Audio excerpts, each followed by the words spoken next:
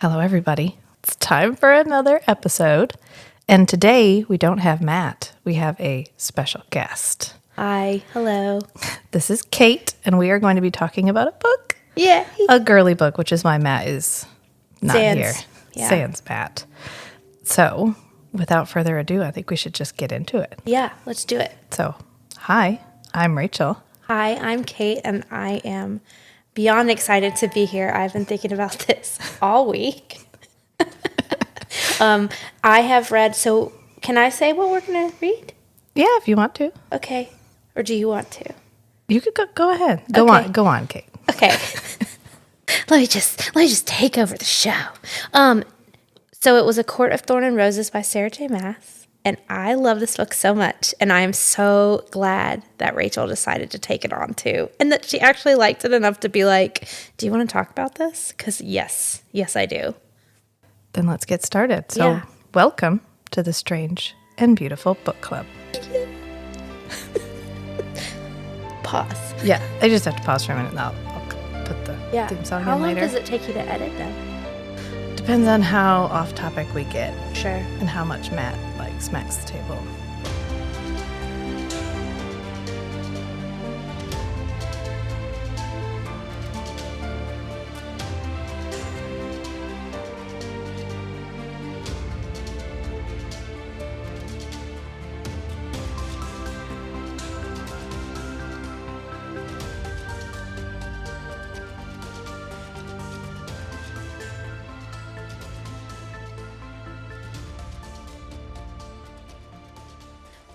Well, where would you like to start? You can just start at the beginning. Okay. Well, drawing a blank now. That's why. Oh, yeah. Well, it's funny because when I was thinking about what this would look like, I was like, well, what should we talk about? And I sent Rachel all these questions. So I guess we should just maybe go through the questions. Let's do it. So first, starting off, give me your general take on this book. So I just read A Curse So Dark and Lonely by Brigid Kemmerer. And the setup is almost exactly the same. Interesting. Which one was written first? I'm not sure, but it's very Beauty and the Beast to start with. And hers is a retelling of Beauty and the Beast. But definitely we veer pretty quickly, which I was thankful for, because I'm okay with the same setup as long as we take it to a different place. Yeah. I've actually seen this book compared to Beauty and the Beast, which in some ways, I think when I think of what Tamlin, who's one of the main characters, looks like, I think of Beast but with horns and a little bit scarier. But that's almost it. That's about as far as it goes for me. We get the dad was wealthy and he lost his money and his ships sink, which is why she goes back at the end of Beauty and the Beast. Like the original story is she sees her father and realizes that they've lost their fortune and she needs to go back. And so I can kind of see the parallels, but really it's not, just in that it's like a fairy tale. Yeah. And there's a limited range for fairy tales. So if you read enough of them. Yeah, it's kind of that, what do they call it? The enemies to lovers trope. Yeah, or it's the hero's Munchausen. journey. Like the hero's journey is just like every story is the hero's journey, right? Star Wars is the classic example of the hero's journey. Everything. Gilgamesh. All of them. They're all the hero's journey. So Captain America. There's nothing wrong with the retelling of a story as long as you're retelling it well. Yeah. Did you feel that with this one? I did. I really liked her writing. I felt like her good. writing was very well done. Oh, I love that you said that because I think I'm not a great judge of that. But I don't know how to tell if something's good writing or not. Well, if you like it. I read a lot, but I'm not sure. I can tell the difference between Ice Planet Barbarians and like a Brandon Sanderson book, kind of. Well, I liked her prose, I guess. I liked the way she described things. She was very original in the way she described things. Yep. So in a lot of ways, it felt like poetic when she was describing certain scenes. And so I really enjoyed that. Yeah. What did you think about...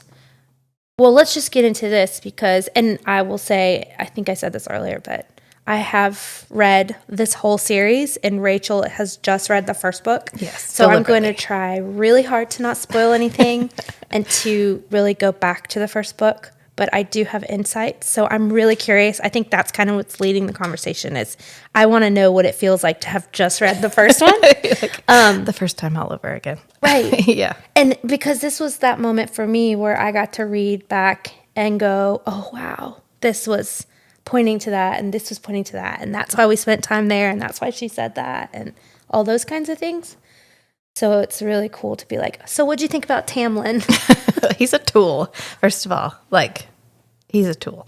And Okay. if she ends up with him, I'm going to be pissed because he's no match for her and she just hasn't realized it yet. Why do you say that? Tell me more about that. Tell me more.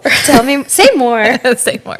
Okay, first of all, he offers her absolutely nothing. Like, the only reason that she falls in love with him is because he's the first character in the book that just gives her space. Or anything other than Isaac. Yeah. Well, I mean, Isaac really just, they were there for each other, but not in a romantic sense. Just a physical escapism, disassociative kind of way. Right. She needed a thing that was just for her, and Isaac was there, and he was convenient. Yeah. And when Tamlin takes her, really that's it. Like, that's the only deliberate action he really does, is he takes her out of that situation, takes her back to his castle, and then is kind of like, okay, now stay here till you love me. I agree. And I think some real like personal growth happened for me in reading this the first time. Because I think I definitely fell into like, oh, the love story.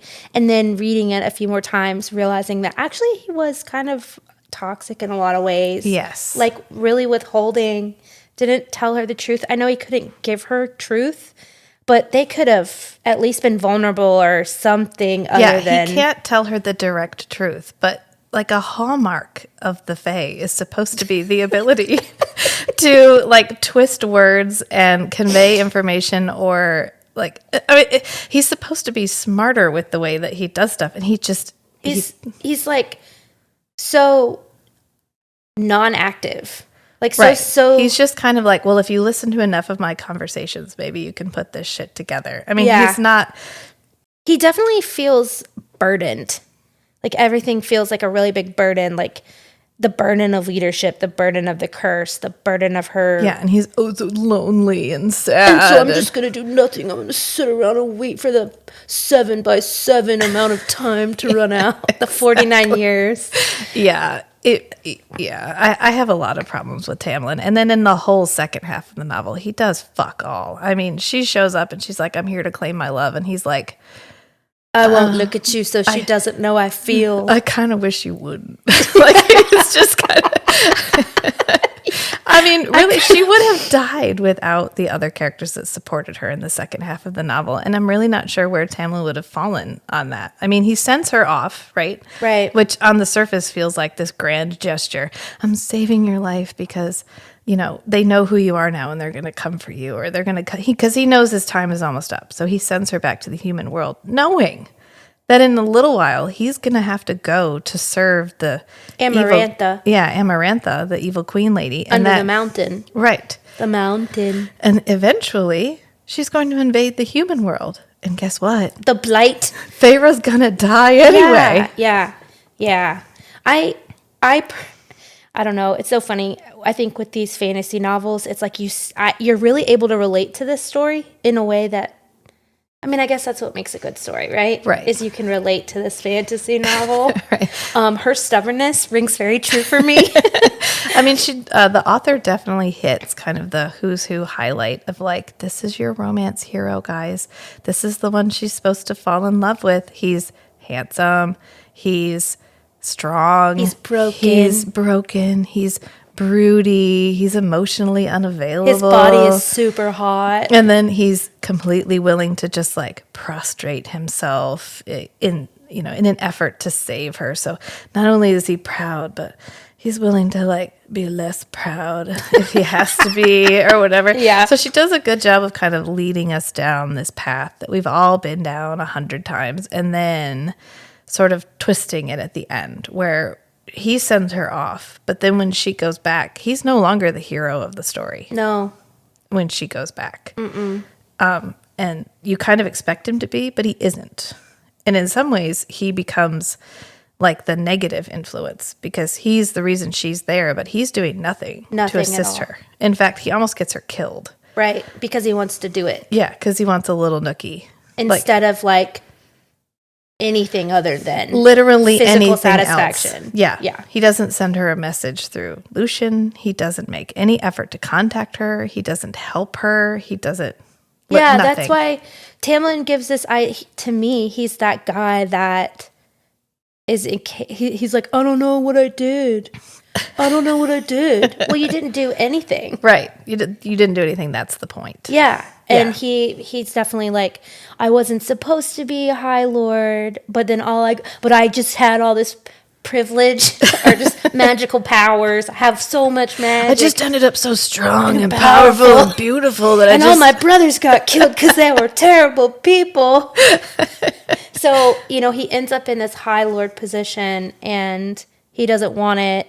And then he's stubborn and mean to Amarantha, which she deserved it. She was dealing with a lot of big T's from the loss of her sister. Yeah. From this awful Jurian guy, eyeball and finger bone. Yeah. And, but he just like can't cope. He can't deal. He doesn't know how to move forward. He just dwells. Well, every time he gets to a big decision, he chokes. Yep. Every time he's required to do something that's going to be hard, he's like, well, then fuck it. We're just all going down. We're just all going The whole down. spring court. Yeah, he literally doomed the human world, his entire court, and everybody because he was like, I just don't want to deal with this shit anymore. I'm just going to send her home. Yeah. Yeah. True that. So why do you think they are in the spring court? I've been thinking about that a lot. Just because it was the southest, the most south. The most southest. The most south. You mean so like right why is below spring the quarter wall. setting? Yeah. Maybe or 'cause like it's why like- Tamlin? How is Tamlin a spring chicken? Like an Aries, a stubborn Aries that doesn't know anything. He's Yeah. just like a warrior, but he actually Young. It could be young, like life, Yeah. rebirth, youth, spring. right. Her first experience with the Fae folk.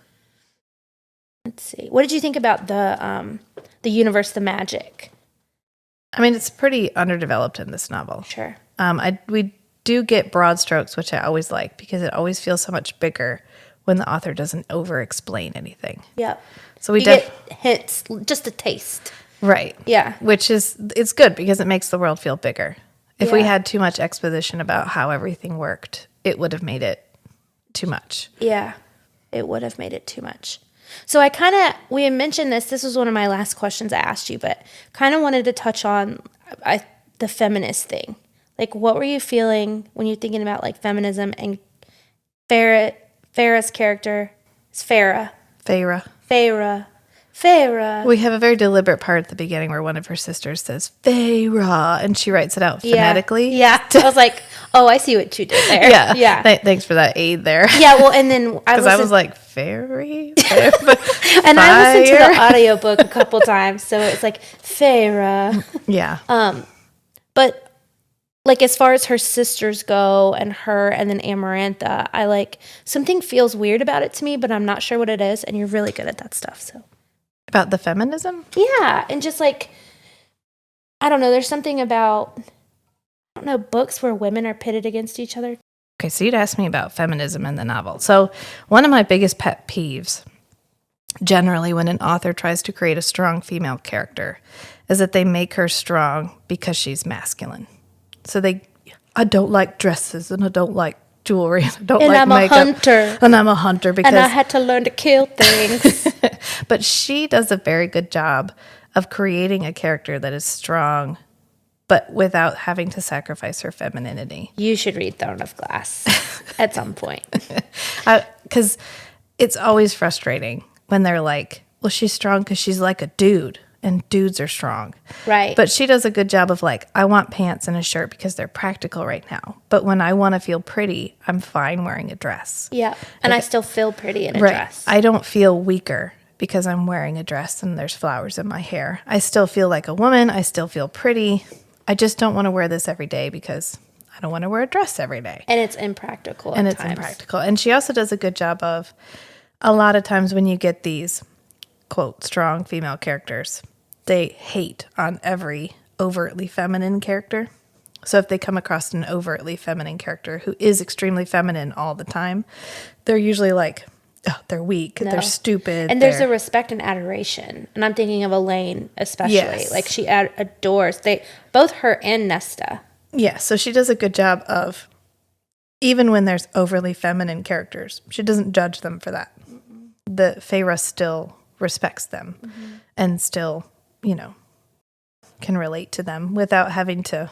And there's also, like, you know, there's nothing wrong with being vulnerable and wanting love and respect and relationships. And you can see Farrah, like, being challenged by the fact that Tamlin's really disrespectful. She just doesn't really know it. So she's just like, oh, he's an arrogant fairy. But really they're just being, like, shitheads. Oh, the arrogance. No, they're just, like, assholes. No, they're assholes. Yeah. And what about Lucien? What do you think of Lucien? I like Lucien better than I like Tamlin. Yeah. I feel like Lucien's probably one of those guys that he sees Tamlin as better than he actually is. And I do like Lucien. Usually there's the second guy in romance novels. There's the love interest, and then there's his second in command, his buddy. Yeah, his pal. Who usually the female the foil. Lead becomes friends with. Right. Sometimes as like a jealousy mechanism, sometimes just as like a mirror through which to view the main hero without having to like have the main hero talk. Right. Because often they're silent and broody for a reason. Because if we heard them talk too much, we would realize they were assholes. So awful. So Lucien definitely plays his role as like, he's the lens through which we see Tamlin as a better person than he actually is. Yep. Very much so. And Lucien's always making excuses for his behavior. Right. And Lucien does show up for her, like in the second part when he comes several times to help her out. Yeah. Yeah. And he makes more of an effort to try to get her to realize the truth than Tamlin ever does, because he's like, hey, so it would be really bad if you caught this fairy that told you the truth for every question that you asked. And I'm definitely not going to tell you exactly how to go do it so that you should go do it. Yeah, with the cereal. Yeah. I love the cereal. I don't know why. This isn't a spoiler warning, but that creature shows up, that fae shows up in other books, that fairy. I figured it would when she saved its life. Yeah, and I love the cereal. It always is like, she has such an easy time. I think it goes, a story or a theme that pops up a lot is like the fate and the cauldron versus just like, she goes to this thing where she's like, I don't believe in fate. I don't believe in some cauldron. What are you guys talking about? And like, but really like, that's where this is going. But for real though. But for real. Like it is kind of fate that you are able to just catch a cereal as this human woman. Like she has all these like special human gifts that she doesn't even realize. Right. So it's very much like, I think you were supposed to, you were definitely supposed to go this way. Oh, was there anything distracting or did anything take you out about the book? Or what was something that happened that you were like, ugh? I have a couple things and they're very, very petty. The only real like issue I had with her writing is every time we catch Feyre up. So we'll have these long periods where nobody actually answers any of Feyre's questions. It's so annoying. And then when we do finally have a character, it's literally an exposition dump. It's like 2 paragraphs worth of somebody just talking. Yeah. They'll be like, okay, so here's the tea. He couldn't do that because he was told he couldn't, but you had to love him and you had to hate fairies and you had to, instead of it being revealed as like a natural like conversation, it's like, all right, here you go. You ready? I'm about to tell you everything that's going down. And then we move to the next plot point. And then we'll have these long period of time where no one answers her questions again. Yeah. And then at the end of it, we'll get another exposition dump. Yep. I actually highlighted, I could tell that by my highlighting pattern. I would highlight nothing. And then all of a sudden there would be like, oh, wait, this is where we learn everything we've ever needed to know. And she's withholding like no truth, no truth, no truth, which is really annoying. And it's like they're constantly just bullshitting her. Yeah. And she knows it. But like for chapters at a time. Yeah. And then Miss Alice comes through and it's like, well, here's the truth that I can talk about now. I guess I can finally talk about it. Because the curse is lifted. I'm about to spill the tea. Are you ready? That happens frequently. And when we move through there are actual chapters in books that I'll be like, I really love chapter 54 because it does nothing but that. And you've just been waiting for like 3 books Yes. to understand something. And it's You're an like, entire chapter "Oh, of thank explaining. God." Yeah. Yes. I was really tired of not understanding that. And there is something really like stimulating about that. And like, I don't mind the slow buildup, but then I Sure. want the reveal to match the writing style Sure. of everything we've gotten from previous chapters. Right. It's I'm very deft at working these things in. I'm extremely good at writing dialogue, but I don't want to write 3 chapters where she figures this all out. I just want it out of the way so we can go back and write some more Rysand. Yeah. Rysand. Sorry, I've only seen it written down. I've only seen it and read it. I've only seen, oh wow, I can't even say it. I've only seen it written. Yeah. Yes. Rysand. Yeah. Rysand. Is it Reese when they shorten it? Mm-hmm. Okay. Reese. But that's kind of like an orgasm, if you think about it. And so if you think about it as a structure of like foreplay and then an explosion, which she kind of does that with her character. She does a bit. Wow, thanks. I'm never going to get that imagery out of my mind. I mean, it's kind of like that. It's like, I think that might be why it's so satisfying. Because it's like slow, slow, slow. And she does that with her characters and the way they connect with each other. It's like, we're going to hate each other for 5 to 15 chapters. And then we're going to have sex. So, yeah. And this book is so PG-13. Yeah, it's not. I remember more sex in this book, more spice, if you will. Because I got to that and it was a very glossed over sex scene. Paragraph. And then I thought, oh God, I recommended Ice Planet Barbarians because I thought we were on the same page. That's not the same page. Meanwhile, I'm like, wow, this I'm reading Ice Planet or listening to it, and I'm like, wow, this is way more spice than plot or character building. Like, I still like it. It's still great. It's really fun and feels frivolous and light. This book feels, I'm a little bit more attached, of course. There's more of an emotional connection. There's more character development. So right. I could see that. Well, without it being, okay, so let's talk about a really important character that we haven't talked about yet, but who happens to be pretty important in the book, Rysand, Reese, if you will, the High Lord of the Night Court. Yeah, okay, so this guy ticks every single box that like 18 to 38-year-old Rachel was like, yes, yes, please. Like we meet him at that festival at the very beginning, and I was like, oh, this is it. Like this is our final love interest. This is who we're gonna end up with, because he's fucking amazing. I can tell you right now. Yeah. So what? Okay, say more. So then he shows up a couple of times, right? So he shows up at the festival, and then the next Cal day, and Mai. Yeah. The next day we get the head on a stick. Yeah. Right. Which, okay, we can have our fun, I guess. Yeah. Yeah. Which I think we get an explanation for that. That's not him. That was He's her just taking an credit order. for it. Yeah. She ordered him to do it. There's one part in it where I was really like, wait, are you an actual asshole? And when he shows up and he's yelling at Tamlin and they're glamoring her to make sure that he can't see her. That's the next time we see him. And to me, this conversation that he's having with Tamlin is like, I already know you have a human here that you're trying to get to fall in love with you. And I'm testing the waters to see if you're actually going to be able to stick with it this time or if you're going to pussy out like you always do. Because he pushes him until he gets him to grovel. And so I think what he's trying to feel out is like, are you seriously doing this? Like, you've got somebody. They're going to fall in love with you. Do you have what it takes to see this all the way through? And so you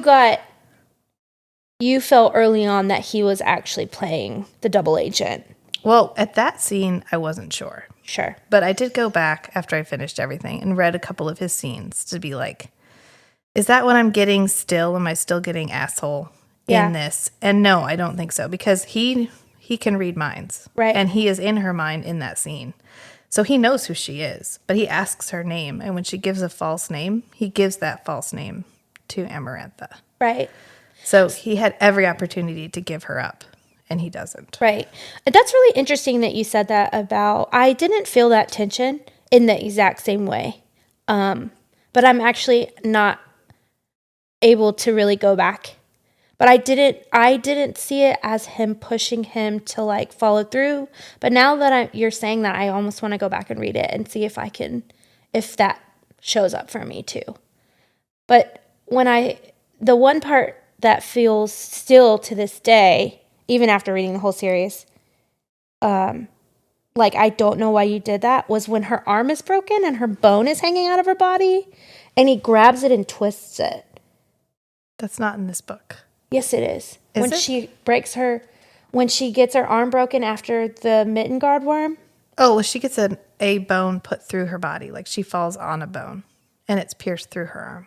Oh, I thought it was her bones sticking out of her body. No, she had put all those bones upright. Like she broke all those bones in half, and when she jumped. Yeah, and she used them as stake spears. Right, she missed her little spot. She missed. Oh, that she makes didn't so quite much more land where sense. she was supposed to land, and so when a bone went through her arm, So he was pulling it out. he was pulling out the bone that was in her.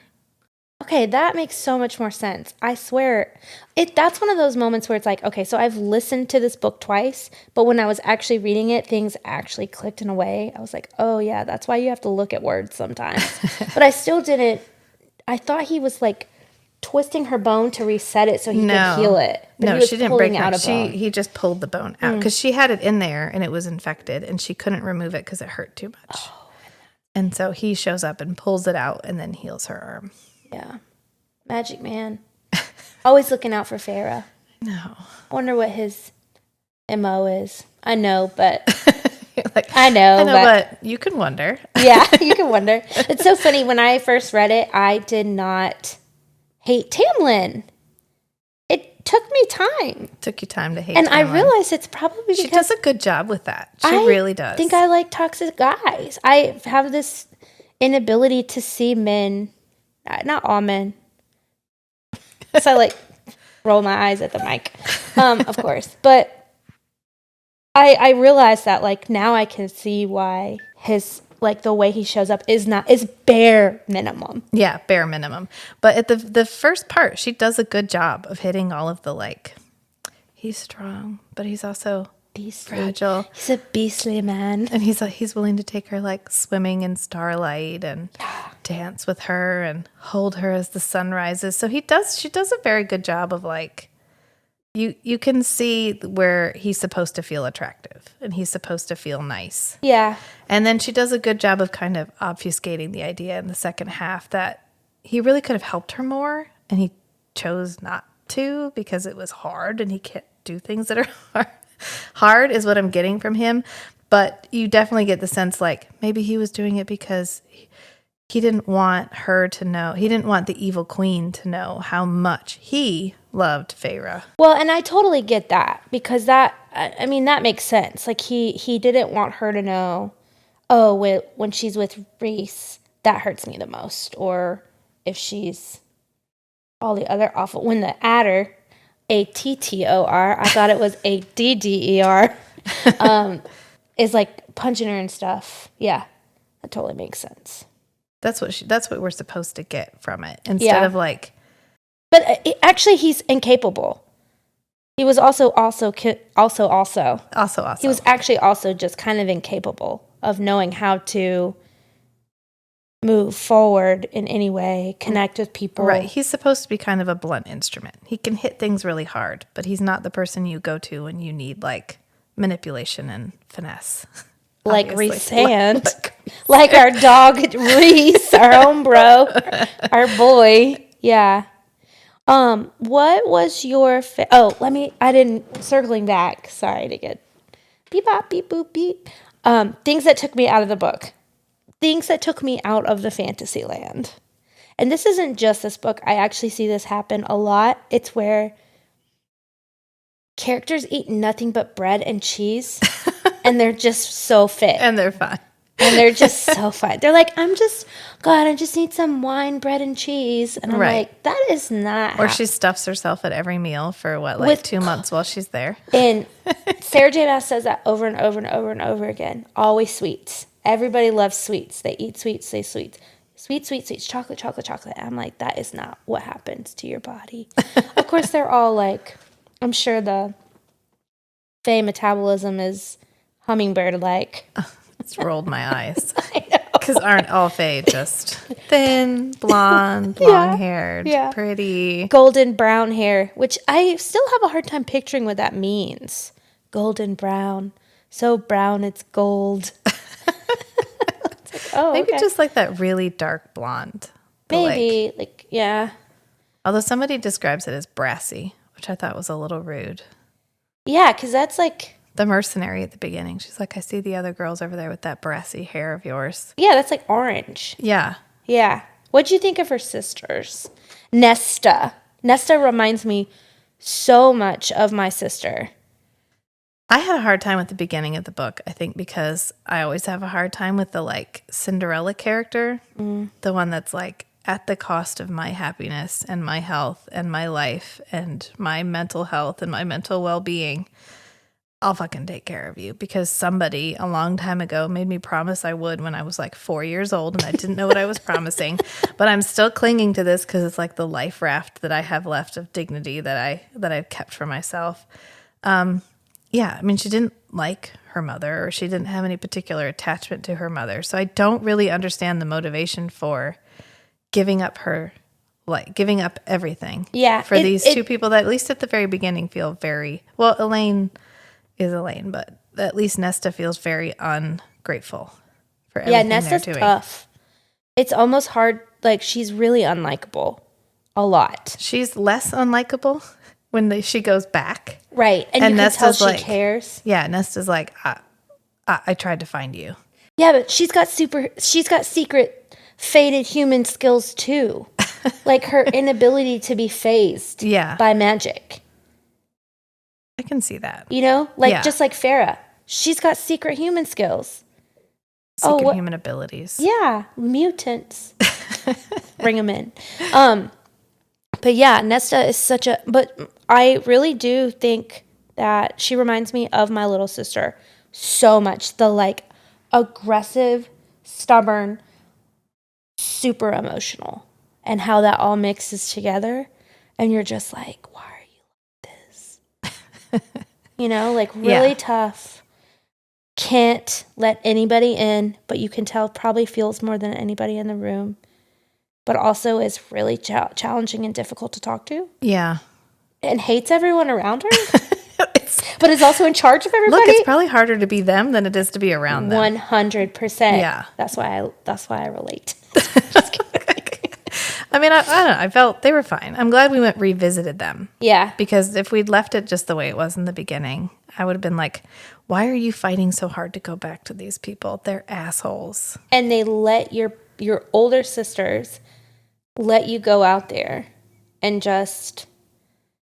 Meanwhile, do everything. Like, she goes back and the wood isn't chopped, and she's like, "Can you guys chop this?" And they're like, "Oh, but you do it so much better. You do it so much better. It's weaponized incompetence." And I'm just like, "What?" Yeah. And she's like, "Well, I promised my mother I'd take care of them." Be like, you can reframe that however you want. You can be like, "I promised I would take care of them, so I need to teach them to take care of themselves, because what if something happens to me?" Right. So that's actual leadership. Thank you for bringing that up. In a way, she fails her promise, because when she leaves, they're helpless. Yeah. And she knows it. She's like, they're going to starve to death in a week. So have you really taken care of them? No, because they can't deal without you. I don't know if you caught this when you went back through it, but I was trying to pay attention to like the win of Farah switching from I hate him to I like him, and it's actually very fast. It is very fast. It goes from... She's like, I gotta get back home. I gotta go home. My family. And he's like, it's fine. I'm taking care of them. And she's like, that's kind of hot. She's like, oh, I don't know. And nobody needs me? Yeah. And which is what I'm saying. The only thing he does for her is just give her space. Yeah. He just takes away the things that she needs to do. But he also doesn't give her things she needs, like... I mean, I guess he lets her paint. He's still very restrictive with her, though. He won't let her, like, well, I guess he does more. I don't know. He still feels very, like, controlling. He's not restrictive in that, like, she's stuck there, but he's restrictive in that, like, he doesn't tell her enough about the world around her that she can navigate it. Like, especially when, for the first half of their time together, he literally hides half of his household so that She she thinks can't it's just see lonely. them. So that he can't She see sees them them. as like little fairy silver glimmers at the side of her face. Right. And Can then you imagine? That would drive you insane. and then he reveals them, and she's like, people have been watching me this whole time, and he's like, yeah. And he just He's like, that's why we know everything, because you've been sneaking around. It's like, like, can you imagine? You're just like sneaking around and there's people everywhere and it's become like this laughing joke in the castle. Do you know how pissed I would be? I would be furious. I'd be so fucking furious. I would walk myself back home. I'd be like, if that's how this is, Yeah. I am out. Yeah. So you've been laughing at me. I have been literally mapping this chateau or what the estate out while there's people just like swifting and dusting and like looking at me and giggling. Right. And the little kids are like popping up everywhere. And Yeah, no, I'd be, no, thank you. And she's like, so when I thought I was alone, he's like, yeah, you weren't. And I'd, what? Oh my God. Like, you didn't think I could handle it? You thought you could kidnap me, bring me back here, but I couldn't handle seeing 30% to 50% of your household. You just had to like cover that. And then he made everyone else appear human. yeah. So even Alice appears human. Bark lady. Yeah. But Which is actually really cool. I don't know. I really like Alice. Alice is a good one. Which brings me back to why Reese is better. Okay. Let's talk about that some more. Because he trusts her immediately. Immediately. Do you notice how, like, Reese is more vulnerable with her in, like, 3 meetings than Tamlin is the entire book? Tamlin is masked literally and metaphorically. Correct. For the vast majority of the novel. And even then, is still, like, he sees her and just wants to bang her. Right. He's still not trying to be like, this has been awful for me. We have to get out of here. Yeah. He's like, let's do it right now. Let me get your paint all over me. Yeah. Yeah. Yes, Reese immediately trusts her in a situation where he wouldn't really expect him to. They haven't even really met. Right. I mean, they talk a little bit at that festival that I only read, so I don't remember how to pronounce it. Callan Mai. So Yeah. they talk for like 2 seconds there. I've only seen it written. And they have like half a second later where he finds her glamored and he has a chance to use her against Tamlin. And then, like, really, they don't interact again until the trial. And then you find out that he's the only one that bet that she would survive the trial. Yep. So he was immediately like, she's got this. Yep. And I trust her. Because he could feel his dark power. His power can feel her super secret human skills, her special set of skills she's got. The end of the book, how did you feel about how it ended? I mean, where she becomes Fae. Yeah, that and like just where it cut off. I mean, I guess did it feel like it finished? I guess it feels like it ended. I was already so mad at Tamlin by the time it ended that when she's riding back into spring, it did not feel like a victory. I was like, you went back to that son of a bitch? I would not go back to that son of a bitch. You stood up there and declared your love. You literally risked your entire life. You literally killed other people to be able to save him. And he was just like, yeah. And there's this thing where he doesn't pick up on her actual, like Farrah was traumatized. Like, she was broken. yeah. Like, super shattered. And he just never seems to be able He's like, but it's done now. I don't know what. yeah, what's wrong? What's wrong? What do you mean? She's like, I had to stab you in the chest. I had to stab these 2 little Which, innocent kids in why the chest. did we drop so many hints about him having a stone heart if he never intended her to stab him in the chest? That's what I don't get. Obviously they intended that. Yeah, because I don't know. we lead there a lot. So I haven't read the rest of the books, but it leads me to question whether Tamlin knew more about what Feyre would do in response to what he did than he let on. So he sends her back to the human world. But then when she comes back to save him after she finds out that Claire has been killed or kidnapped or whatever, conveniently, the one servant that she has rapport with is still in the estate. Right. I mean, it's a book. It's a fairy porn book. It's the beginning. The entire household, and it's Alice. Yeah. Who Alice is like, I'm out of town for you. But it's probably, I mean, they did make it kind of make sense because her boys are hidden. She's getting collecting stuff. Because she's supposed to go, so she hid. Right. She's the only person not under the mountain. Right. So, I guess, yeah. I mean, she is kind of motivated. Yeah. And then she's like, take me to under the mountain. And Alice is like, no. She's like, take me to under the mountain. Alice goes, no. She's like, take me under the mountain. She's and like, Alice oh, goes, okay. Yeah, okay, it's fine. Yeah. That's a lot. Oh my God, twist my arm, sure. Yeah, there's a lot of that in all of her books. Like, incredibly stubborn main characters where you're just like, she's just going to yell louder and then you're going to say yes. She's just going to say it more firm. So she takes her there, specifically warns her about everything that does actually happen to her, like making bargains and drinking fairy wine and whatever. But she's not allowed to say, yeah, and the whole setup where she's like, they wanted me to hear him talk about having a stone heart. I mean, maybe that didn't break the curse. So it's not like stabbing Tamlin in the stone heart. Right. It's very specific that the one thing that they alluded to continuously for her was the fact that his heart was made of stone. Without knowing that she was going to go under the mountain or that she was going to make that bargain or that Amarantha was going to set that as her third trial. Or, yeah, and that she would actually have to... But then it actually didn't do anything. So right, then, no, it did. It just made sure he didn't die when she stabbed him. That's it. That's that she could be like, yeah, you want me to stab him? I'll stab this bitch. And she stabs him, then she's like, touche, motherfucker. He's got a stone heart. And that's it. That's the only reason we throw that in there at all. That's true. That's very true. It's pretty unnecessary. Right. And if he could have alluded strongly to that, could he have not alluded to maybe other parts of the thing which would actually broken the curse? Like there actually being a curse? Yeah. Like besides calling it a blight, which is a person? Could he not utter the word curse? Or, I mean, because there's a lot of... What are some other words for curse? Power spell? Negative vibes. I don't know. There are just somebody Horcrux. Look, there's some bad juju up in here. Yeah, somebody bad juju does. Yeah. Yeah, or just... Yeah, I feel like they could have done some more work around it. I mean, it's fine. It's well written. I'm not mad at it. I just feel like we could have... But that's part of him being just like he's a blunt instrument character. That's what he is. Yeah. Reese would have figured it out. Reese is smart. He's also a Scorpio.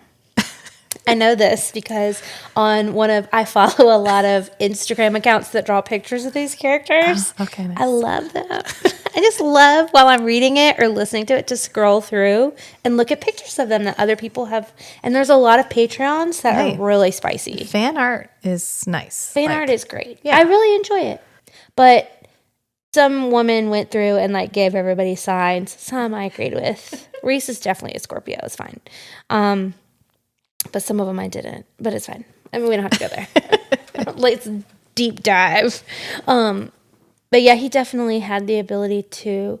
He's just so macro. He could see everything going on. You know, like a general. Yeah. Like he could zoom out and really kind of manipulate everything that was happening. Kind of, in a way. Reese. Yeah. Reese. Well, he's the character that sees the big picture. Yep. Which is why he's willing to make hard choices. Like, would he have sacrificed Feyre if it would have freed everybody? Probably not. Maybe. I don't know. He might have. He probably would have told her ahead of time. Like, look, I'm sorry. But I gotta do this. Yeah. And to be fair, I think she probably would have sacrificed him if it would have furthered her what she felt was the absolute right path that needed to be taken. Yeah, she probably would have. But of course they would have probably been like, look, we're going to communicate this ahead of time to each other because that's... Yeah, and then they'd be like, but let's find a way around it. Yeah. But I think they are much better matched because they are very similar characters. Because they're both the type of character that thinks through something that's going on. Instead of just sitting back and allowing it to happen. Right. And then being like, well... Yeah, and I think Tamlin is that character that trusts a lot in his strength. Like, he's always been the strongest. He's always been the toughest. And so he's like, well, I'll get through it just by being... tough and strong. Badass. Powerful. Yeah. Golden light and a beast.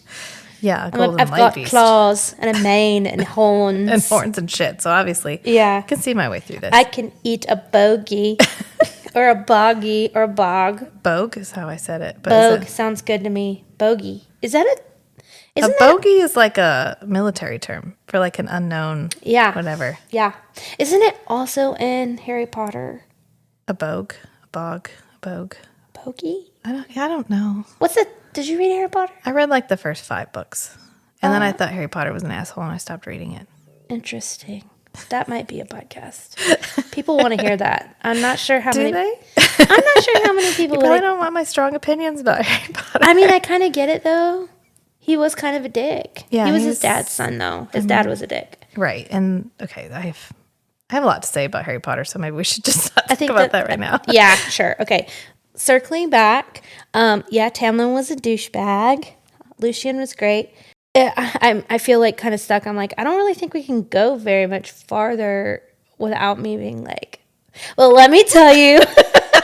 let me let you know. Let me tell you how let me tell you how that shows up later. So when I'm talking about the end, there's that part when she's saying goodbye to Rhysand. Yeah.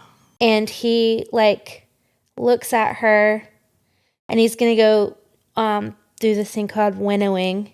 You'll learn that in a later book, but he winnows. That's where they like disappear. Oh, okay. It's called winnowing. It's called winnowing. Yeah. I have superior knowledge right now. Just for like 2 days until you crush the second book. Oh, okay. Yeah. You know? You're Yeah. I know. You really will crush this. Are you reading the second one yet? No, I haven't started yet. Oh, okay, cool. And you haven't looked at any fan art? No. So fan art I mean, I haven't because I'm trying to that's excellent because fan art spoiled things for me. So when I was reading the first book, I was like, but I don't understand because I had seen some fan art. Also, there's a cameo by these characters in Throne of Glass. So in the last Throne of Glass book, there's like 8 of those. One of those characters runs into some characters from this universe. So like all her universes are stacked. Okay. So like Brandon Sanderson. Yeah. The cosmos. The Cosmere. The cosmere. The cosmos. The Cosmere. Cosmos. Yeah. The cosmere. So yeah, I think she's gonna do like an endgame type book where it's like everybody, I have this feeling where her storylines will somehow converge.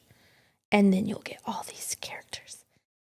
And it'll just be like the most satisfying book that's ever happened. And then they'll have to turn it into a Hulu show. And there'll have to be 10 seasons. Wow, we're just throwing this way out there. Yeah, well, there is a Hulu show coming of this story. For this story? Yeah. And it's the guy that did you read Outlander? I read the first and second Outlander. There's a lot of them. There are. The shows are great. The show's fine. Yeah. It's fine. It's fine. It's fine. I liked it. I like the books. Some of the later seasons it's just a lot of story. But the guy that did those shows is going to do the show, which I am grateful for because he seems to be able to know how to make it like an adult story versus a like young adult story. Yeah, this is not a young adult story. I don't want to see these characters as teenagers, even though Farrah's 19 and Rhys and Tamlin are like 400 and 500 years old, which we've talked about off the pod. Off the pod. About how weird that is. It's a little weird. And like it doesn't work the other way around. It doesn't work the other way around. If you had a 19-year-old male character and you had a 400-year-old female character, they'd be like, I'm not fucking dealing with this guy. Yeah. Right? It only works if you have the young, experienced, like hardened by life female character. Yeah. Who's just happy to have this. Apparently takes 450 years for a man to emotionally mature far enough that they can relate to the battle-hardened 19-year-old female. That's so real life. I mean, that's why it works as women reading it. We want these mature male characters, and you can't have a 19-year-old boy be the male character because they're not going to be able to compete. It will be like a son. Yeah. It would be like, okay, now we're in love and now I'm cooking for you and shit because you're helpless because you're a 19-year-old boy. Yeah. 19-year-old boys just want to kill things and bang and spice it up. Yeah. Yeah. But in that, I think I talked about this earlier. We were just talking about it, I think. The end, right? When Rhysand shows back up and he's like, Farrah, I just wanted to say goodbye. And he looks at her and he goes to winnow. Yeah. With my superior grammar, my vocabulary. And then he like stumbles and trips and looks at her and he's like, the fuck? And then he has to leave. Yeah. What was your take on that? I didn't really have a take on it because I know we're going to cover that probably immediately. So I thought either he had been snatched or something happened to him that was beyond his control. Interesting. Because every other time he sort of steps into darkness, and this time he just disappeared. Yeah. Interesting. So it felt like something not his power. Sure. Yeah, that wasn't my take on that. Okay. But I'm not going to share my take on it because my take ends up being right. Oh, so nice. It's fine. You're way smarter than me. No, it's fine. I'm happy to be surprised. Yeah, I think you will be. You'll be like, oh, dang. But when that happened and I was reading it, I was like, it was actually one of those things where I was like, oh, I really hope that is this. And then very far later, it ends up being that is this. Well, we talked about the mating bond, which is Yeah. a little Chekhov rifle-y. Like, you know what Chekhov's rifle is. Nope. Don't put a rifle on the wall in the first act if you're not going to shoot it in the second act. Oh, no, I didn't know that. So we talk a lot about the mating bond. So smart. We talk a lot about the mating bond. Sure. So, of course, that's going to come up. Yeah. We talk a lot about, we have an unnecessary long conversation about fairy procreation and how high fae procreate slowly and other fairies procreate faster. So clearly procreation is going to happen at some point Sure. Yeah. in this That's very story. true. Yeah. And she does that a lot. Sarah J. Maas throws things around in places here. Way back. Way back. We also talked a lot about that eye and the finger bone for it to Right. not be significant. Plus it's missing at the end, which is like Right. a throwaway line. Right. They're like, somehow the eye and bone are missing. Weirdest thing. But super weird. But this super enchanted Yeah. eye and finger bone are like gone or whatever. Yeah, but she does that the orgasm structure again, where you like think about it, and then all of a sudden it explodes in your Bang, face. here we go. Yeah. Yeah, and then there's 2 chapters talking about it. Yeah, and it becomes very relevant. Right. Yeah. I'm sure it's going to become relevant soon because she's obviously not dead. She can't be dead. Who? Amarantha. Your face is telling me she's probably dead. This felt like a Horcrux situation where we had like my soul is bound to some other outside soul. No. I don't know. You're like, I'm not going to throw this out there because I don't want to talk about it. Okay, that's fine. That's my like stab for the next book. Yeah. Is we have either a similar Yeah, bad guy or the that's same bad guy coming back. Yeah. So, okay, that's a great place to go, and I think a nice place to maybe wrap up. I feel like we've kind of touched on a lot of things, right? Yeah, is there anything else that you feel like that you took from it or you wanted to talk about? Because I feel like we've gone over my entire list. We've gone over all my minutes. Well, I did think the use with Reese especially. Just going back to Reese because we should always go back to Reese. Always go back feel to like Reese. There's really no reason to ever leave Reese at this point. I did think it was interesting the use of whore to describe him. Right? Several times. Yes. Tamlin uses it. Several other people use it. And I thought it was a really interesting way of addressing him since it's typically used in a feminine.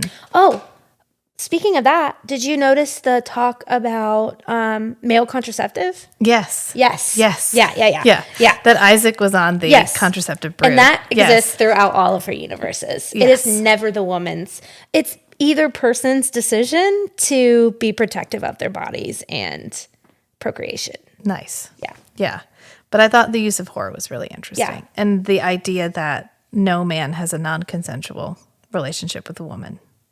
That every sexual encounter for a man is consensual. That's not true. No. Oh, okay. Yes. Yeah. I know it's not true. Yeah, okay, yeah. Which is I'm why, like, wait. why we're immediately assigning him the title of whore. Because Right. they're like, well, you're with Amarantha. It's obviously a consensual relationship. Like nobody entertains the idea that he's with her for any other reason than because he wants to be. Or that there's a power structure. Yeah. Yeah. They're not talking about the power structure and the way that shows up, and that when a really powerful woman who can kill everybody and take your power and turns everybody's heart to stone says, oh, you have to do this or I'm gonna. Yeah.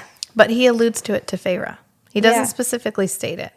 But he mentions to her, like, haven't you noticed that I haven't taken advantage of you in that way? Like, I've had plenty of opportunity, but I never have. And he specifically set it up so that you could tell that he did not. Right. Yeah. And he was like, how do you think I would feel if somebody was doing that to me? Right. Wink, wink, nudge, nudge. Like, how do you think I would feel? Well, and Tamlin's somewhat, he's somewhat reflective about, you know, the slavery thing and like turning humans into slave, and Farrah not feeling like she's like a captive because he feels so much like a captive too. Right. So there is a little, I mean, that is 1 point for Tamlin, but like 10 points for Rhysand. Yeah. Yeah. Rhys is what you call a fucking gentleman. Yes. He's like, I may be dressing you up and playing a role with you. I may be dressing you like hot shit. Like she's like, I'm just gonna. Yeah. I love looking at pictures of the outfits in these books too. You're like, oh, that dress is fire. Like I want It's one. not even a dress. It's like a scarf. Yes, like a correct. boob scarf. Yes. Yeah. It's a very Princess Leia-y outfit. Just strips. I guess she has, never mind. She just had like a bra and panties. Yeah, there's no back. There's no, it's literally around her neck, over her breasts, and belted around her waist. Yeah. I don't, she probably doesn't have any panties on either. No. She says it. I can feel like the wind on my backside. Yes. But he paints her. Correct. Like he paints her. So it's like that body paint. Yeah. Like in the Sports Illustrated where all those bathing suits are actually painted on. Yes. Yes. It's like latex too. It probably like peels off. Right. Well, actually this comes off. It's probably like fairy paint because it shows up, but then goes back to where it's supposed to be, right? It does when Tamlin shows up. Yeah. And Tamlin, which you're like, okay, this was an interesting thing to include, to allude to the fact that, no, he doesn't fix her paint. He puts paint on himself. He takes the paint off Tamlin and he puts paint on himself, but he specifically does not fix her paint. So we know that he can't fake the idea that he's not touching her anywhere else, because even he can't change the paint, or he doesn't change the paint on her. He leaves it smudged, but he makes it look like he's the one who smudged it. Rhysand. I know. Like, this is Rhysand's corner, and clearly we are fans of Rhys. Yeah, Rhys. Yeah, as soon as he showed up, I was like, oh, this is... Yeah, with your purple sapphire eyes. Yeah. Ooh, that nose flare. That's what you call attracted. Like, to paint him would have driven me insane. I know, and you're like, yeah. You're like, whatever. And they're all like 6'5". Oh, they're always with long hair. 6'5". Oh, yes. They all always have giant appendages. Yes. Not that this one was like PG-13. That's how you know that Tamlin wasn't right. He got a paragraph. He did. I mean, Tamlin is right in lots of ways. I'm not saying he's a bad guy. I'm just saying he's not Feyre's guy. Yeah. He's got a lot of growing up to do. Yeah. Clearly. Like or maybe not growing up, but maturing. Like he's just got a lot of introspection, right? And if I was the members he's of his only court, 400 and Rhys is like 500. So I think you really hit on something there where something really happens to the men in these books, or from 400 to 500. That's where they really gain the self-awareness and the communication and emotional intelligence they need to show up well for a 19-year-old huntress. And they do mention that they don't even come of age till 75. Yep. So clearly they're like 16 at 75. So they're slow, you know. Yeah. So even though they've had a lot of... imagine having a baby for like 10 years? I would die. Just die. I was thinking That's probably why the other fae, like the not high fae, the fairies, they can procreate fast and they grow up faster. Probably. Because then you can hire a bunch of them to take care of your children. Yep. So that your children that are little tiny things for 10 years. Yeah. Are you a baby for like 6 years? I would die. That would be so much work. It would be so. That's probably why they're like, listen, we're rulers now. Unless they become like smart babies, like Baby Yoda. That would be worse. Like Grogu. That'd be worse because they're like tiny, but can't communicate. And they just cute their way out of everything. Yeah, like I don't know any children like that. Yeah. Well, I'm really glad that you liked it. I'm really excited because I was thinking like she might not like this book. I'm ready to get to the second one. I'm really excited for you to read. Yeah. second one and the third one, and the fourth one, which is a short, like, novella, kind of. It is. It's like a Christmas story. Aw. So you'll probably get to it, honestly, by Christmas. It's like a little, I think it's called, like, Frost and Starlight or something. And then the fifth book, which is with the narrator changes. You're like, I can kind of tell who the narrator is just from the, like, I like it when we switch to another point of view character, especially if it's one that I like. Yeah. Well, and we'll see. We'll see when we get there if we continue. Yeah, I mean, I'm going to finish this. Yeah. We can't put up one episode and then not finish the series. Okay, cool. I love that idea. I just can't wait. I can't wait to see how your perception and idea of everybody evolves as the characters evolve. And they really do change. I'm excited to pay attention more to, like, really how long they stay a certain way and then all of a sudden they change. Yeah, but now that you've described it as an orgasm, I'm literally never going to consider it anything else. I'm just going to be like, oh, here we go. Here it goes. I'm ready. Yeah, I mean, that is what it feels like a payoff to me. I'm like, oh, this is the exposition chapter. We're going to get every answer we've ever wanted. Almost. And then she almost, like, starts a new story. That was something about this book is, like, it's been, like, 3/4 of the book in one place. Yes. And then all of a sudden it it's really like another... is one book, second book, almost. Kinda, the second half. And because Feyre's a drastically different character in the second half. I mean, she's the same, but we're seeing more of who she is without because she spent the first half letting go of all of those obligations that really weren't obligations even to start with, let's be honest. So she's letting go of all of that perceived obligation. And then she spent a little bit of time just being Feyre, painting, hanging out, whatever, which is kind of when she falls in love with him because it's like, I'm finally free. This is the most attractive male person in my vicinity that I feel like I can talk to. So I think I'm in love with him. He's so nice. And he's so nice. I love him so much. He lets me talk and he doesn't talk back because he's literally just staring at me like, I can't remember I don't think the curse required him to be in love with her. She just had to be in love with him. Yeah, but he did love her in a way that like as a possession almost. Yeah. Like you're cute, like a puppy.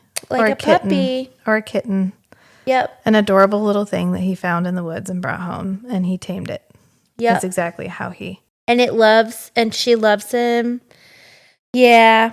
Like a Labrador retriever. That's Feyre from the first part, because it's like, no matter what you do to me, I'm here because I love you. I see that you're not helping me, but there's got to be a reason. Yeah, you won't even look at me. Or won't look at me. Steal glances at me so that I know. Anything. Yeah. Literally nothing. So to the point where she thinks he's under a spell. And he does that thing where it's like, and you catch this in relationships. He's trying to protect her more than he actually cares about how she feels. Like he doesn't see her as a whole person. He's not like considering her feelings and like her existence and like what it feels like to be in a space or what she's going through. He's only trying to protect her. Yeah. I mean, and I guess, and I think that's a difference in Rhysand. The Rhysand treats her as a whole person. And he's immediately vulnerable with her. Like he shows up in her cell and he's like, oh, I'm just tired. I just need to stay here for a minute. I'm lonely. I'm tired. I need someone to talk to. And you don't know anybody here. Yeah. And you don't know shit about me. She could have thrown him under the bus. It wouldn't have gotten her anything. But just for spite, she could have spilled the beans like, well, he's been showing up in my cell and helping me. And he, whatever. She could have gotten him in serious trouble. But he knows she's not going to. Yeah. I also want to talk about how fast you read. I know that's really out of nowhere, but I'm you must read really fast because you read these books really fast. It takes me long to read, I think. I really wish that I could be in someone's mind. I don't know that I read fast. I just read intently. So I will finish a book quickly because that's all I'll do if I'm interested in it. When? You're a busy person. I don't know. Anytime I sit down, I'll pull the book out. Okay. Yeah, maybe. If I waited till the evening, it'd take me forever. Can you read and then put your finger on it and let me see how fast it goes? Right now. Well, maybe not right now. Literally, if I don't finish a book in about a week, I'm not going to finish it. A week, that makes sense. I get that. But like, I have to stay with it. If I don't, then I'll just leave the book. Yeah. And because we're reading it together, I'll finish this series. I don't know that if you left me to my own devices, I'd finish this. I don't normally go past about the third or fourth book on a series. Really? You think you just lose steam or momentum? It depends. Because of the writing style, usually. You get tired of it. Like, I love the Dresden Files, and I made it farther in the Dresden Files than anywhere else. Oh, I'm going to read those. And I made it all the way to Ghost Story, and I started reading the next one. And his description, he had matured enough as a writer that he had started just elaborately describing things. And it drove me so fucking nuts. I was like, I don't care. There's a part where there's a battle scene, and we literally have almost 3 paragraphs describing this drop of blood, like running down this guy's lip and like pooling on the bottom of his lip and then like dripping slowly and then falling and landing on this ice and then splashing and turning. And I was like, I'm going to die. I just like, you can't put me in a momentum situation like a fight scene and then throw me back to this into bullet time. It's blood. It was like bullet time in the Matrix. You just like all of a sudden stop. I literally put the book down. I was like, and we're finished. Just put the book down. I'm done. And I'm done. Yeah. And it was great. I loved every other book, but that one part was just like, I couldn't stand it. I don't, do I lose steam? I do the same thing with television shows. If I make it past the 3rd season, I'm doing good, no matter how invested I'm in the storyline. So I'm kind of like that with TV shows too. I can't binge watch a whole series. Like, I really want to watch The Wire from beginning to end, but I can watch it as it comes out, right? But if there's like 5 seasons of a show, I have a really hard time making it through the whole thing. And I get really obsessive about books. Like, I think we talked about this. I knocked out a chunk of the Cosmere books, a healthy chunk, like a lot of them, thousands of pages. And then I was like, I can't read any more of this. Let me move to fairy porn. Yeah. And here I we need are. there to be some sex between these characters that love each other a lot. Yeah, I like Brandon. His writing's really good, but he's very PG. Yeah, yes, he is. He doesn't, and he has gotten better at women characters, but you can definitely tell a difference in like The Way of Kings and Mistborn in the amount of, and I think he heard the criticism, took it, and then was like, okay, well, I need actually to have more than one strong From female here, when we character. finish all 5 of these, 5. Yeah. When we finish all 5 of these, we're going to do the Murderbot series. Okay. Have you read the Murderbot series? No. Okay. Don't, I won't. because we're going to do them. Okay, I won't read Unless them. you want to read all of them, and we'll just talk about them in a group, because they're novellas. Oh. It's novellas and 1 novel. Okay. But I think you would really identify with Murderbot. Okay. And I feel like you need to read Murderbot Diaries. Why? Okay, so we're just going to segue here for a minute. Yeah, This is a segue. plug for Murderbot Diaries. Everybody should read it, because eventually we're going to review it, and then you'll This have will already be read it. in 12 podcasts from now, in January of 2023. Because Murderbot it's like the future, but indefinite future, sci-fi. It's a hard Sure. sci-fi. And he is what's called a security unit or a sec unit. And it's Okay. like a grown construct where he's part machine, part person. But he was never a person. They didn't take a person and make the machine. They literally grow organic parts and create like a construct. And his entire purpose is to act as like security. And so they have like all these strict controls in the robot part of their brain, but they also have an organic part of their brain. Which has feelings. Which, well, he would say he doesn't have feelings, but they have what's called a governor unit, and it keeps them like they have to follow orders. They can't sit down on human furniture. It has all these rules that they have to follow. So he hacks his own governor unit and figures out how to stream television shows. And so every time he's just standing there, he's watching TV or reading books. Wow. And so he has consumed, by the time you pick up with him, he's like, media would tell you that if a sec unit hacks their governor unit, they're going to become like a rampaging monster. He's like, well, I've watched 14,000 hours of television and I have yet to kill anybody. So I think I'm kind of a failure in that. Wow. And it's like, I wonder what kind of TV he's watching. it's mostly soap operas. I was going to say something like gentle. It's really good. It's really funny because it's this sec unit that everybody just perceives because they all look the same. They're like a droid. They're like yeah. So like a clone. Well, it's an it. It doesn't like to be gendered. Oh, okay. But so that makes sense. So Murderbot is. I respect that. In fact, he has the opportunity to get a gender, and he's like, it opts out. He's like, gross. No, like I don't want that. That doesn't sound fun. It's really good. The whole series is really good. I'm down. I love that. That sounds great. And I'll be better about making synopsises. I think this was good. I think this was a good chat. Just to chat through it. Because, I mean, if you've read the book, you kind of know what happens. Yeah, that's very true. Yeah. I am so excited for you to read the second book. You know how... Oh, wait. You only read 5 Harry Potter books? Yeah. I hate to go back to Harry Potter. But you know how the first book is just like an intro. The second book, you're like, Chamber of Secrets. What? That's so weird. It has nothing to do with anything. Like, and then all of a sudden in book 3, Azkaban, you're like, oh my God, this is a real story with a real people. There's really high stakes. Actually, bad things can happen. And you're like, oh, this is a great book. The second book of this is like, it just expedites the story and like you said, broadens the universe. And then all of a sudden you're like, oh, that's what all of this stuff was. And you're like, I love this. Well, good. I'm looking forward to it then. I hope you like it.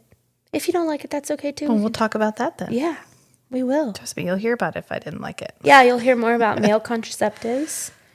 And I love that for them. I know. She does that. And you'll notice in the way that like her heroes, male characters, the way that they treat women, the ones that she actually wants you to look up to, you're going to be like, yeah. So she creates likable male characters. Yes. Nice. Not actual likable characters. Not just, you guys are going to like him, he has a big dick. Yeah, like Talons and then Rhysand's. Yeah. Yeah. Yeah. I mean, Talon's not dislikable. He's not who you want him to be. Yeah, he just has 400. He just needs 100 He just needs to get that 5. He's got to get over that 450 He needs 100 hump. more years. Yeah. Yeah. Yeah, you're right. He doesn't have male role models. He killed them all, or they were all killed. Yeah, it's sad. And he is trying to be a better person. And he does have strong opinions. Oh, that was another thing. Going back, I wanted to talk about the evolution of Farrah's self-esteem, but we can do that in the next one. Because she hates herself. And then all of a sudden... I think she hates her situation as much as she hates herself. She hates what the situation has made And then her. all of a sudden there's a glimpse of like, I trust myself. And I think there's something really... I think that's one of the reasons... It's relatable, of course, in a way that's like less high fantasy and more like, oh, you're just a woman that feels like you carry too much weight. And I identified a lot with Farrah. Yeah. I think there's a lot to identify with in Farrah. Yeah. Like the caregiver. Yes. The caregiver at the loss of yourself. Yeah. Which a lot of women can relate to. Yeah, and then especially moms. You're finally given a chance to be who you can be. Yeah. And even if the guy that's giving you that opportunity isn't the best, at least you get it. Yeah. And she only paints when she feels like herself. Yeah. She cannot paint if she is not feeling like she sees painting as such a reward that when she is not well, she cannot do it. It feels ick. Right, because she's not tapped into that creative part of herself. She has to it's like a gift.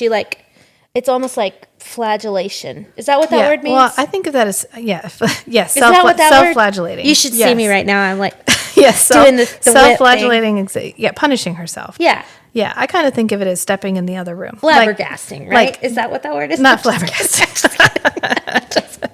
But the way I frame it to myself is like you step into the other room. There's like a room where you're the caregiver and you're the person that has to be there for everybody and take care of everything for everybody.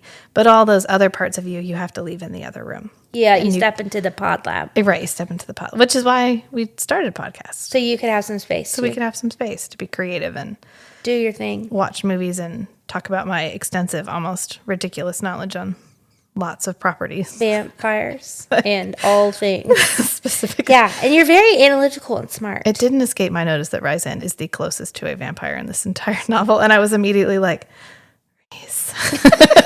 What do you think your draw to vampires is? I have, I don't know. I don't know what that one is. Is it The Darkness? You know what I love? I love the idea that they have to exist in a world. So they have to exist side by side with the very thing that They have to eat. They have to eat. So you look like the thing that you have to eat. So that's why I don't like horror vampires, because I don't like the primarily just like, I show up at your town and I'm going to terrorize you till you're all dead. Like, there's no depth to that. There's no interest to that. Yeah, it's just scary. I don't really like the romance vampires where we've solved the problem. We get to just... You're a vegetarian that only eats animals and you glitter in the sun? Yeah. It's not your thing. Oh, no. A Twilight reference. I know what you are. Yeah, the eating animals and the drinking, like, I don't know, Red Cross blood or whatever. That's another one that I'm like... Your blood bags. Your blood bags. My blood bags came in. Every time I see that, I'm like, out, checked out. I got to be in the middle where it's like, I have one way forward and I have to figure out how to make this work. Yeah. Did you finish Interview? I have not yet. There's one episode left. I know I have it. There's just one. I just haven't. I can't watch that with the kids on. Oh, kids sure. awake. So I have to wait till it's not. They're not You should awake. go watch it. It's only 8:52. Feels like it's midnight, but you should watch the last one. I think you'll like it. Did you read any of those books? I did. Yeah. A long time ago. Yeah. I liked it. I liked it way. Once you were like, you should watch it, I binged the whole thing and thought it was great. It was good. And I liked what they did with the vampire. I've always liked the idea of Louis. I don't like her execution of Louis in most of where he shows up. Sure. But I like where she's going. And I do like that they don't have any... Well, even though Louis does, though, because they can eat animals, which... It's gross. There's just a problem with it. But there's a series that's pretty good. And it's like a steampunk vampire novel series called the Greyfriar series. That one's by Clay and Susan Griffiths.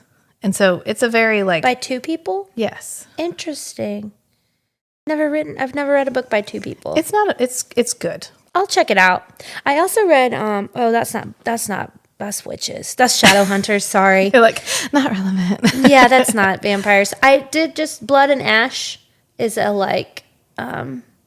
has some vampire-esque characters in it. I did read one recently. I'm going to have to look it up on my Kindle thing because I immediately forgot it because it was immediately forgettable.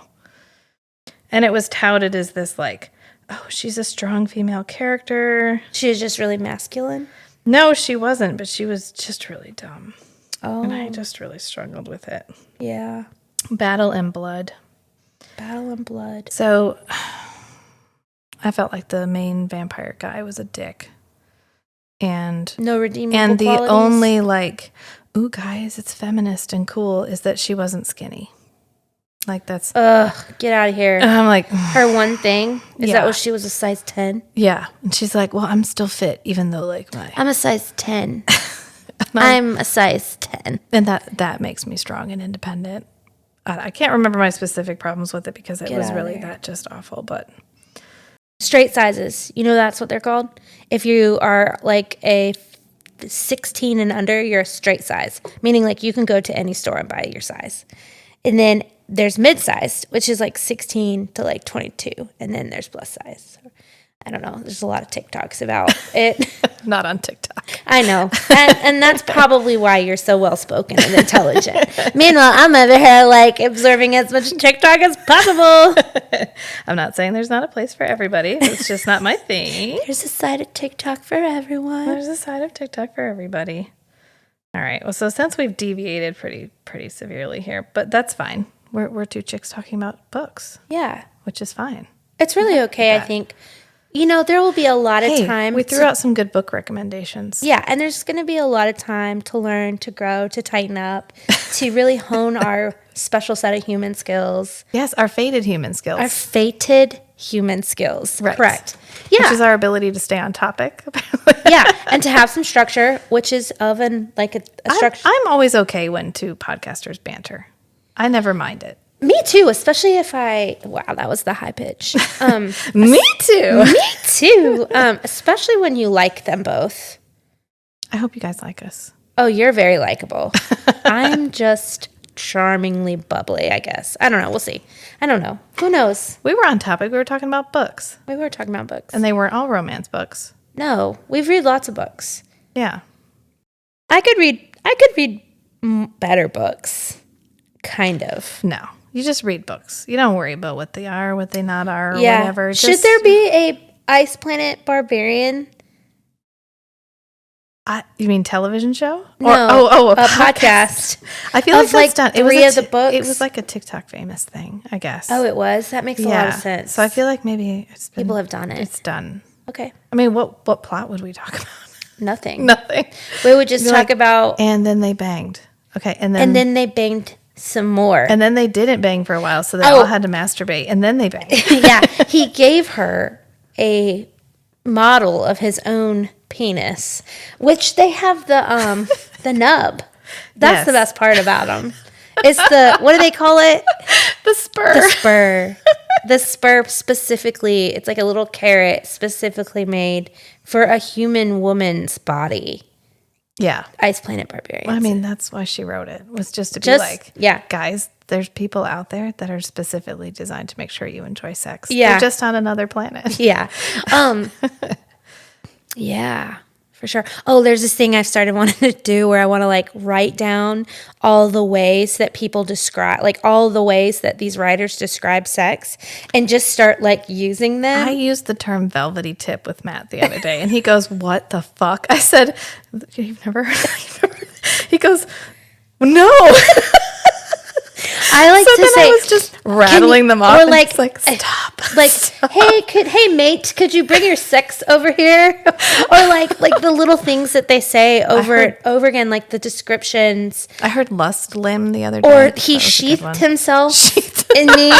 Or like I've started like highlighting them. I want to make an entire glossary. You should, and we should make like a T-shirt line. Yeah, and just I want to like future partner-esque relationships. Yes. Like just wow them with my ability to say smutty things. Does that language ever appear outside of romance novels? Ever? I mean, in funny text messages it could. Maybe, which is just like women talking to women. So it's out of context for the, like Matt being mystified by the idea of the quote velvety tip and the core. I was just about to say core. I was literally just about to say, sorry, I got way close. I was so excited. I was literally about to say, there's a heartbeat in my core. I squeezed my thighs together because there was a heartbeat in my core. It just, yeah. And after a while, member is another one. I'm like, can you not just, well, I guess penis is maybe not. Well, you know the one that drives me crazy is when they describe it as a cock. So, but that's, okay, let me say a thing about that though. This is a real thing. Cock and pussy, sorry. Those are words that actually get used in like sexual conversations and are accepted. Yes. But I agree. In a lot of these stories, you're like, it takes me out. I'm in this romantic situation. It's almost like too porny. And the guy's like something about his cock, or the other woman's the pussy or whatever. Yeah. And I'm just like, See, and I think a lot of people feel the opposite of that. Like those are the words that don't feel so like the core. Please bring your. They don't feel too soft. Too soft core for that. Like they. Yeah. I don't. It's just. It's. Oh, but I found myself. Okay, let me ask you this, and this will be the end of it. No, but like, why would it be? Oh, watch the table. When you are reading like a spicy scene, if someone was like a fly on the wall watching you, what's your response like to it? Are you just like stone faced? Because I am not. Oh, I don't have a ton of involuntary facial expression. I see that about you. Yeah. So it's very controlled. It's just I have to be on to make a facial expression, which if I'm tired, I won't be, which is why sometimes when I'm tired, I look super deadpan and you can't tell if I'm joking or not. So and it makes you hysterically ready. And I'm the opposite of that. I cannot not emote. It's just, I can't. That's fine. That's and who you so are. I know, which is why I think I find your sense of humor so incredibly funny to me. Like it's anybody who's ever like soft spoken and just very like sarcastic and subtly funny, I think that's the best sense of humor ever. Dry. I would describe my sense of humor as very dry. And I think that's hilarious. I'm like, how do you do that? I don't know. Yeah. How do you emote all the time? It'd be exhausting. It's exhausting. I'm sure. I'm a fake extrovert. Like you go home and you're just like, please don't talk to me. Yes. I'm so tired. Texting somebody smutty things. Oh my God. Yeah, my core. I feel a heartbeat in my core right now. I'm squeezing my legs together. Or warmth pooled between her thighs. Yeah, the warmth in my core. Or the sheath. He sheathed himself inside of me. Yeah. In his drove himself home. That's another one. I'm like. Yeah, I could feel him yeah. I'm going to start making us a little glossary. Yeah. That would be good. Yeah. Yeah, do that. I did read one. Okay. So this is another segue, which we're here. Yeah, Hello. do it. Why are they always gigantic? The penises? Yes. I don't know. So, okay. This is a topic I wanted to bring up because I think about it a lot of times. Bring up penetrative sex. Yes. Like these stories are written for females and women, and like there's a lot of talk about how sex doesn't have to be so penetrative all the time. That penetration is about making babies. It's not necessarily about how women find pleasure, but in a way, it is. Like you have to have a little bit of both things. So many of these like smutty, spicy stories, we do get a lot more foreplay. We get a lot more like, there's a lot of feasting. Yes, there's a lot of feasting. They always enjoy the flavor. Always, it tastes like they always want to taste you. Always want to taste you. Honey, dew, lemon, rosemary, lilacs, yes, rosemary, floral. Is a savory. We're always floral scented tasting. Nobody has to. It's not has to be like that. No, but it's just to alleviate the anxiety of a woman feeling unclean or whatever. Yeah, but but all of the sex in a lot of these stories is still super penetration centered. Yeah, if it's exclusively oral, it's always framed as incomplete. Correct. Like he's withholding something. Yes, I need more. Because I don't get the dick. I need more. Yes. I need more. And I think along with that comes this idea that it has to be like a foot long.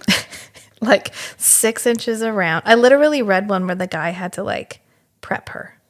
Like he was so big. And he was like, I'm just really big and I don't want to hurt you. And I'm like, that doesn't sound fun. That just sounds uncomfortable. Yeah. Like, can we just have a guy who's medium endowed but knows how to use it?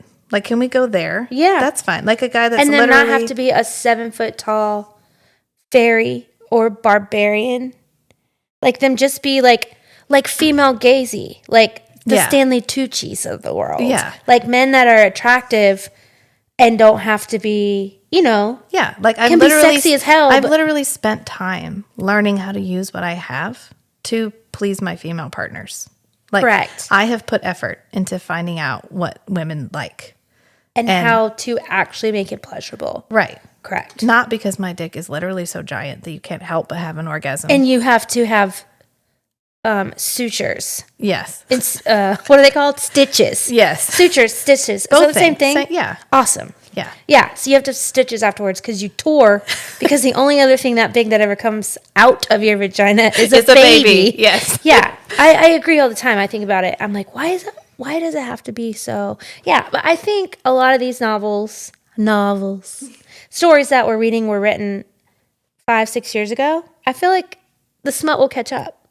And stop being so like, it's not finished, right? Yeah. Because there's more conversation about that. Right. On TikTok. Oh, okay. In all the ways. You know what I mean? And just like lots of ways. Well, like, I think we're discussing it now. Yeah. It's not only showing up in romance novels. Sure. Where it's just romance novelists talking to romance novelists talking to romance novelists. Right. Where you get this like insular group of people that are all creating this idea of what amazing right in this language around like, sex where we have all these consistent terms that get used from one story to the other that are really ridiculous. Who used them first? But we're all talking to each other, so we all use the same ones over and over again. Yeah, especially they really do. Yeah, the feasting. Don't use the word feasting again, please. That's what's hard about Thanksgiving. It's like feasting everywhere. Well, I saw I think it was on Reddit. I was reading the Acotar Reddit. r/Acotar. Acotar, ACOTAR, A Court of Thorns and Roses. The first book in a series. No, I'm just kidding. They were saying how they can't use the word male. And Male? Like MALE male? Yeah. In what? I think it's this book, Male. Wait, is it this story? Yeah, I think it is. Maybe not the first book, maybe the second book. The word male becomes a like, oh. Sorry, it's Throne of Glass that does it. Because sometimes male ends up in an animal context, like the male of the species or whatever. Right. So in Throne of Glass and in that series, they use the word male so often to describe just the male in the relationship that it takes on this other meaning and this other kind of context. And this person was saying about like how every time they hear it now, it means something different. So that wasn't a really great way of describing that, but I get where you're going. yeah, kind of. Where you can use a word so much that it ends up losing meaning or changes meaning. Yeah, or you don't like it. Or You don't like it. cringy. You're like, would you stop? Like the word Yes. core Or completely drained of or blood. feasting. Which is my worst vampire trope ever. Completely drained of blood. I want to stab myself in the eye every time somebody uses that in a movie or a book or a TV show. The bodies were completely drained of blood.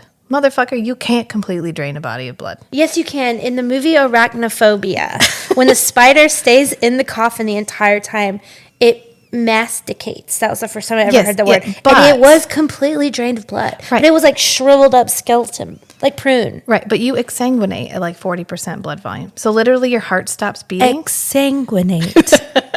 Your heart stops beating when it drops below like 40% blood volume. So if you're relying on blood being moved through the body in order to get a meal, you can't completely drain them of blood because they die before they completely drain of blood. And then you'd be drinking dead man's blood and you would or die. you'd literally have to pump the heart, or you'd have to gravity the liver. I've thought a lot about this, and I don't know what that says about me. It's fine. I think you're just really into it. So it's just every time they're like, Well, that's why, blood. isn't that why butchers hang the animals up? Yes, because that The gravity pulls all the blood. exsanguinate. It's exsanguinates. I'm not going to apologize for my vocabulary. No, please don't. I love it. If I repeat your word, it's because I also used the word exsanguinate. obfuscate earlier. I don't know if you caught Obfuscate. that. But anyway. So I love it. I want to hear more beautiful exsanguinate. So reeling it back to to A Court of Thorns and Roses, we will be reading the second book. Yes.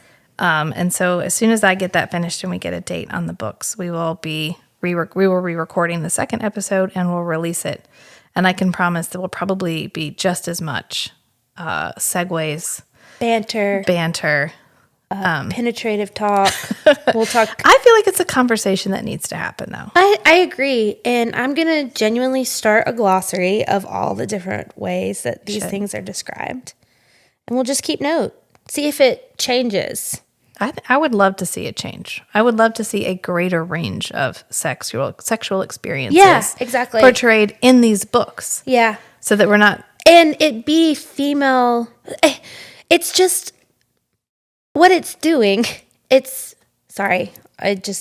She's trying to wrap it up, and I'm really still talking about how penetrative sex is really just uplifting the patriarchy and these ideas of what women have been taught sex should feel like. Yes. Which I mean, I agree. Penetrative sex is great. I mean, I think we all enjoy it, but it's not the powerhouse. These creatures in these books have to have different organs than we do. I genuinely think fairies have like 4 clits inside of their vagina, their vagine, right? Because that's the only way it would feel that good, Right. right? I know. I did watch a good documentary on Netflix that was talking about the clitoris, and I did not know it was as big as it is. Yeah, it goes up. It's out. It's in there. That was real. I was like, oh, that's okay. So So backing up, it feels great, but the way that these people enjoy it, like in It gives you an unrealistic expectation of what sex is going to look like. And you feel like if you don't achieve what these women are achieving, then you're not doing it then right. you're not doing it or right. your partner's penis isn't that big. right, Isn't big enough. They clearly need to be at least several inches longer and several inches bigger around. Yeah, and you need to dump them and find somebody else. Right, and you might not ever have an orgasm from a penis inside of you. Maybe never. There are women that don't, right? Yeah. So it just doesn't make sense unless they express that these aliens and fairies have different organs. Which also doesn't seem fair. like, congratulations, your benefit for becoming a high fae Is that you have 5 clits inside your vagina. is that you can achieve you can achieve orgasm simply from penetration. So congratulations. It's one of your superpowers now. One of the benefits of having a quee added to your body. This isn't the I Fight a Barbarian being podcast. a modified. Okay, yeah, sorry, I'm taking it too far. Okay, anyways, wrap it up. This was fun. I appreciate you. Yeah, you're welcome. So once again, I'm Rachel. And I'm Kate. Thank you all for joining us on this journey. And we will see you all again soon.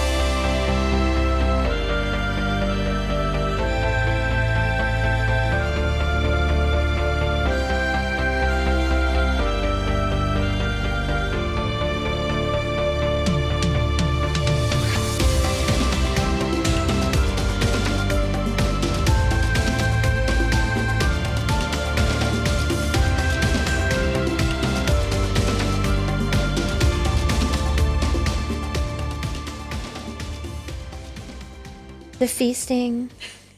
Don't use the word feasting again, please.